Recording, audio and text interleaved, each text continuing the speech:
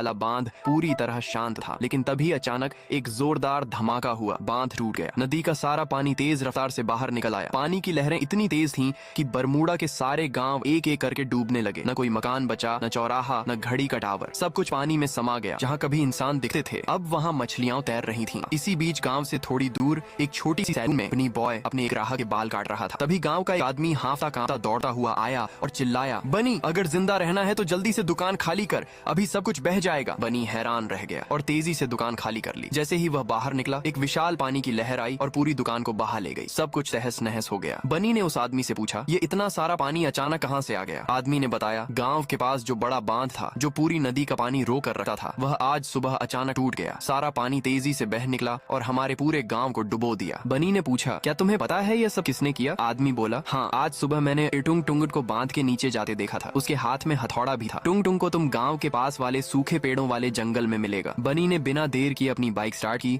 और जंगल की ओर चल पड़ा। लेकिन वहाँ पहुंचकर उसे हैरानी हुई। वहाँ कोई सूखा जंगल नहीं था। चारों तरफ हरा भरा घना जंगल था। वह जंगल के अंदर गया तो देखा टुंग टुंग खुशी खुशी बैठा गाना गा रहा था और नाच रहा था। बनी उसके पास गया और गुस्से से बोला, तूने बांध क्यों तोड़ा? तेरी वजह से कितने लोगों की जान चली गई, तुझे पता भी है? टुंग टुंग ने शांत स्वर में जवाब दिया, तो मैं क्या करता? मेरे जंगल के जानवर भी तो मर रहे थे, क्या मैं उन्हें मरने देता? फिर टुंग टुंग ने पूरी कहानी सुनाई। बहुत साल पहले यह जंगल बहुत हरा भरा और खूबसूरत था। यहाँ के सारे जानवर खुश थे। उनकी खुशी में मेरी खुशी थी। लेकिन एक दिन सुबह बड़ी बड़ी गाड़ियां आईं। उनमें से कुछ गुंडे निकले। उनमें से एक का नाम टिम पुष्पा माम था। पुष्पा और उसके आदमियों ने जंगल के सारे पेड़ काटना शुरू कर दिए। कुछ ही मिनटों में पूरा जंगल सूख गया। जब मैं जंगल में आया तो सब कुछ बर्बाद हो चुका था। उस दिन मैंने कसम खाई, जब इंसानों को हमारी फिक्र नहीं तो हमें उनकी फिक्र क्यों करनी। उसी शाम मैं हथौड़ा लेकर गांव के पास वाले बांध पर गया। मैंने हथौड़े से बांध पर प्रहार किया और उसे तोड़ दिया। सारा पानी बाहर निकल आया और मेरे सूखे जंगल में फिर से पानी पहुंच गया। जंगल दोबारा हरा भरा हो गया। बनी को अब सब समझ आ गया। लेकिन अब एक नई समस्या थी, टूटे हुए बांध को कैसे ठीक किया जाए और गांव में घुसा हुआ पानी कैसे निकाला जाए। बनी सोच ही रहा था कि तभी उसकी नजर